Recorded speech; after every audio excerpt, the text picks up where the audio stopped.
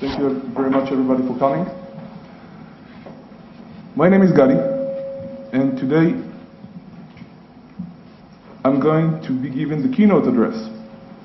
Now, the problem I usually have with keynote addresses is that people often choose to go and blah, blah, blah for an hour and a half, never get to the point, and I can talk all day long. I love hearing the sound of my own voice, honestly.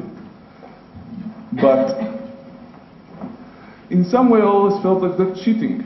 When you get to a certain level, you can just go on stage and talk without any purpose whatsoever.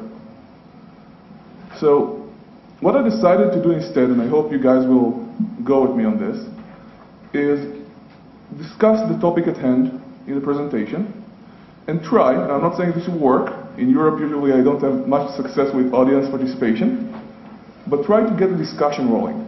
Try and get to a real keynote address of deciding together what the issues are and how we're supposed to address them.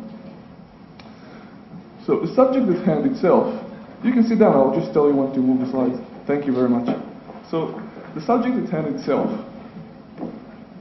global scale incident response and responders, just Estonia and Georgia. Why am I reading this slide? Why am I reading the first page? First of all, to pass the time, sure, absolutely. But more importantly, where did I come up with this name? Why did I come up with this name? What's incident response? Why am I talking about global? The reasons for this are very simple. Incident response is when something does something bad to you, and you want to stop it. Global means it threatens the world.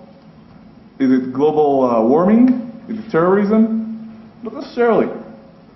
But we in computer security came from very different fields. Some of us come from management, some of us come from economics, most of us come from IT. And we thought we reinvented the wheel at some point. We thought, if we have a security incident, if somebody breaks into one of our computers, we have to jump in there and do something. And yet, what do we do? That's not what I'm going to talk about. What happens, though, when somebody breaks into your computer? Okay, let's do it another way. Can somebody help me out? And please do, or I'll just choose somebody at random to help me in the audience. That won't be nice. How can an incident become global? What does global mean? Anyone? Roll. That is going to impact the world. That is going to impact the world. Well, the internet is global. I don't think we're there yet where you take down the internet, for example, and the world goes boom. But you're absolutely right.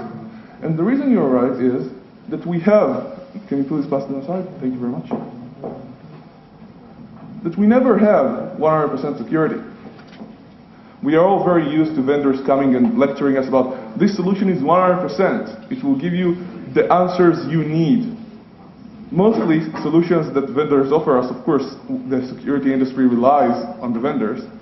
Without them, we would have no security. But most of these pitches come and say, here is a solution, find a problem for it. Well, we're saying, no, we have problems, what we want to do is solve these specific issues. There is no 100%. It's back to the basics of security. There is never 100%. But the problem is, say you did have 100% security. Say your organization, your computer was secure. No one could get in.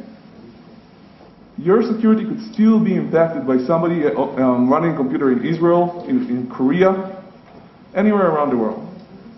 What do you do then? And I'll give two simple examples to get us started. Number one, you're an organization and you're under attack. You have a DDoS attack going and everybody is throwing traffic at your network. What do?